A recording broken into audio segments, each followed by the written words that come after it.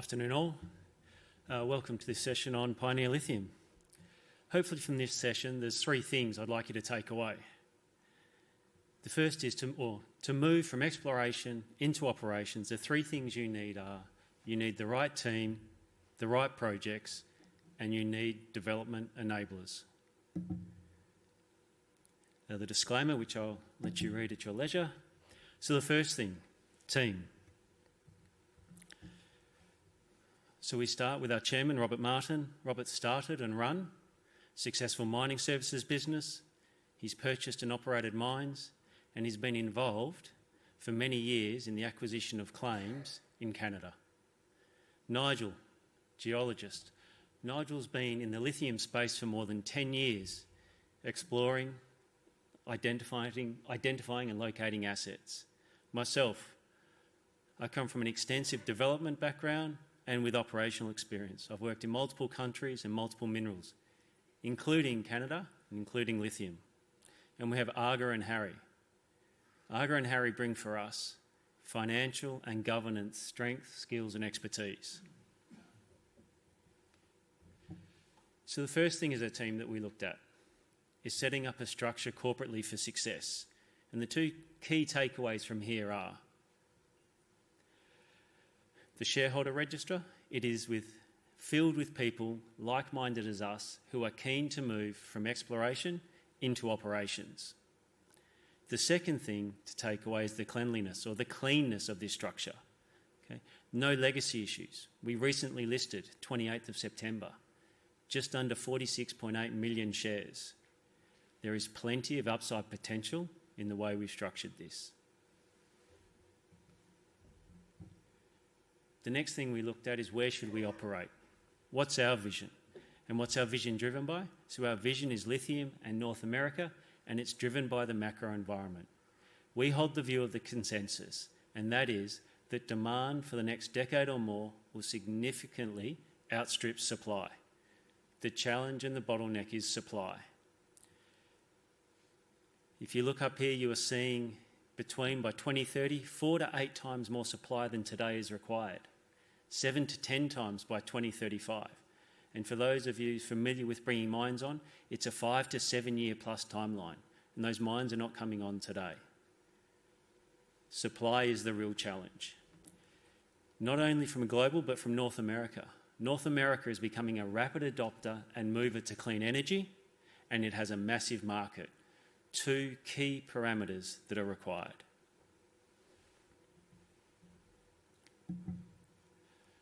So, the opportunity for us and that we see at Pioneer Lithium is in North America to become a company of tremendous significance and a major player in the battery metal supply space.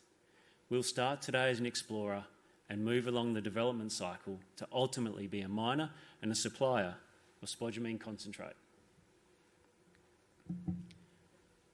So I've spoken about our team. The next thing is to talk about our assets. New assets, greenfields exploration.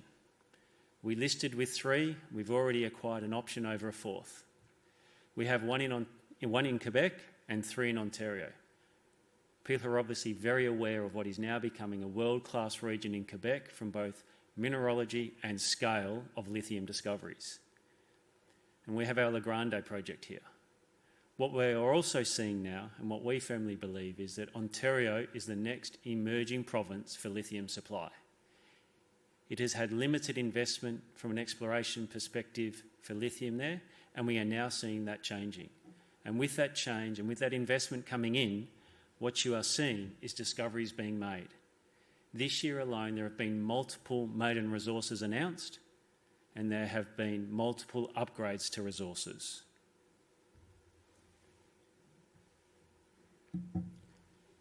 So we have the team, we have assets, and the next thing, which is absolutely key for us, is the development enablers.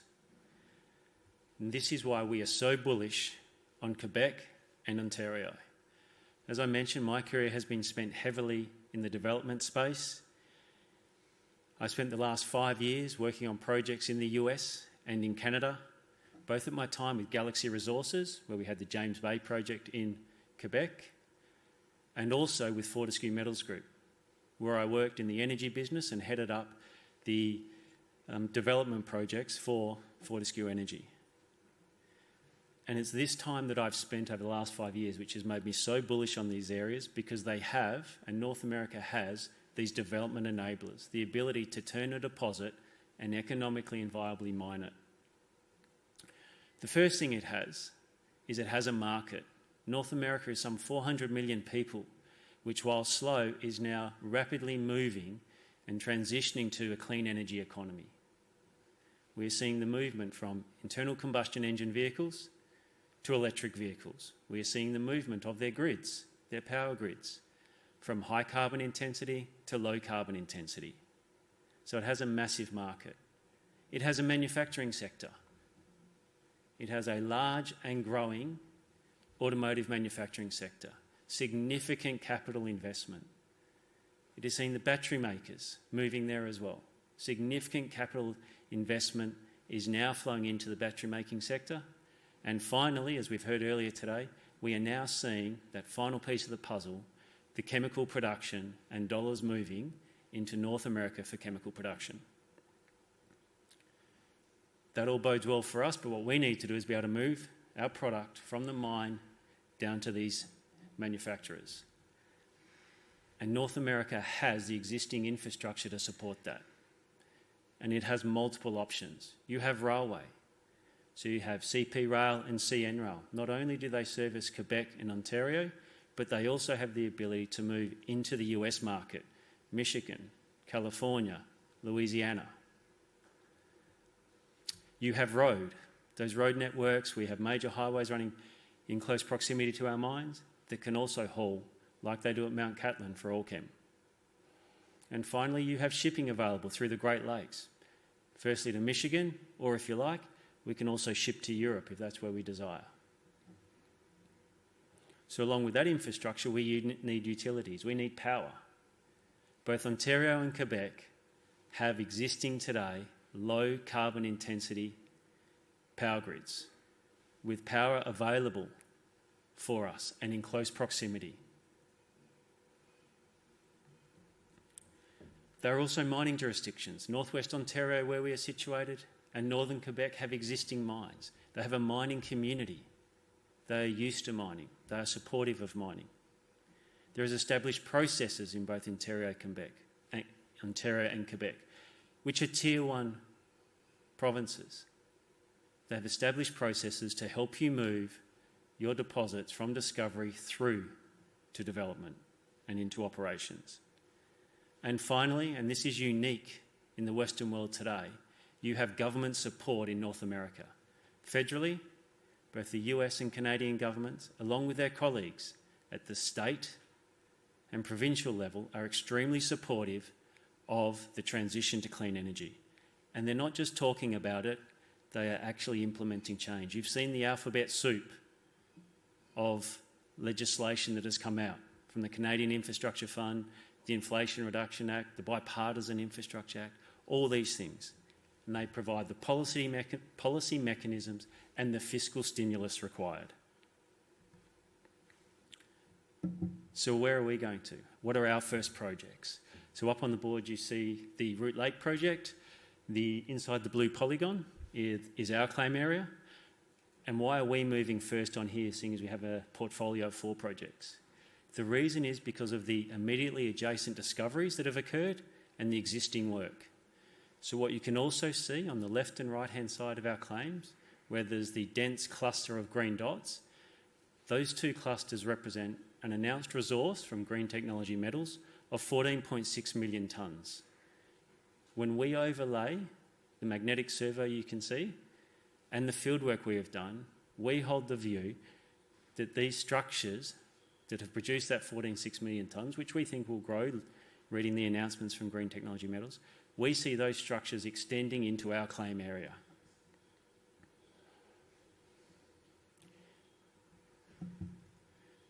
So what have we done? As I said, we've been listed for 7 weeks and we've been really busy at Root Lake.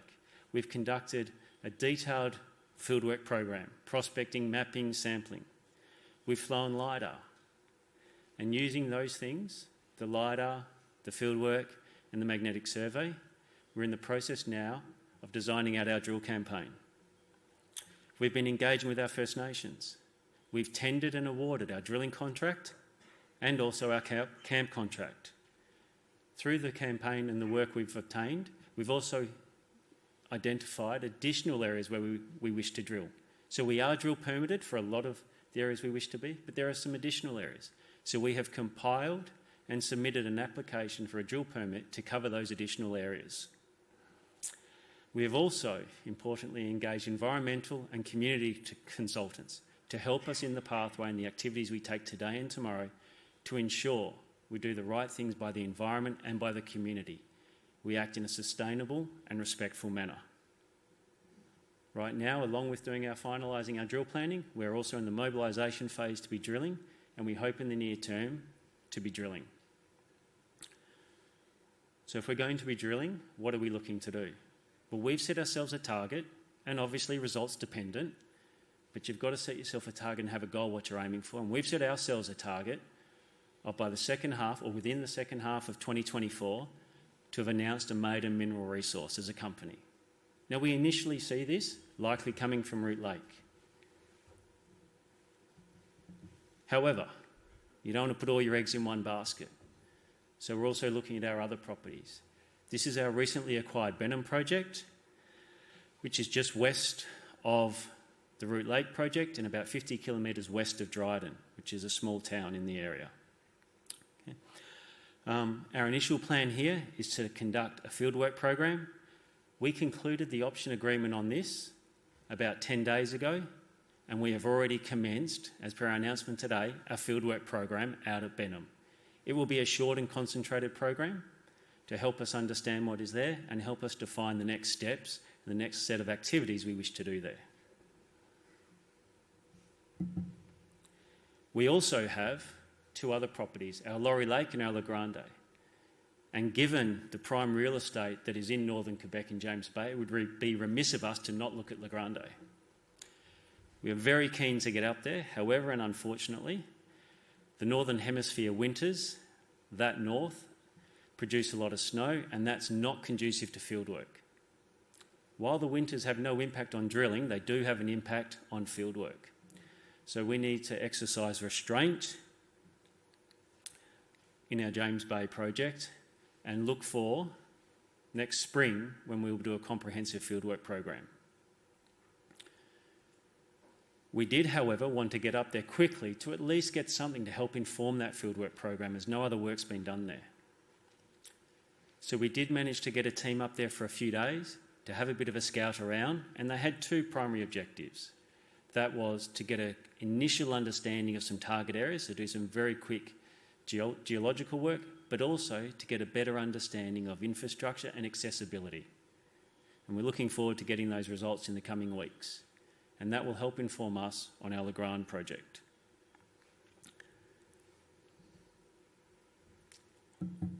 And so finally, to recap, as I mentioned at the start, there's three key things that you should be focusing on when you're looking at a company that's going to go into operations. The team, the projects, and the development enablers. It's no good just having a deposit that's stranded. We've assembled at Pioneer Lithium a team, projects, and in a region which has the development enablers that we believe they will lead to great success. We are very, very bullish on the North American battery sector. We see opportunities across the entire supply chain here. And we think that with the capital structure we have, the people we have, and with the projects, along the journey, there is tremendous value to be shared with shareholders. Thank you.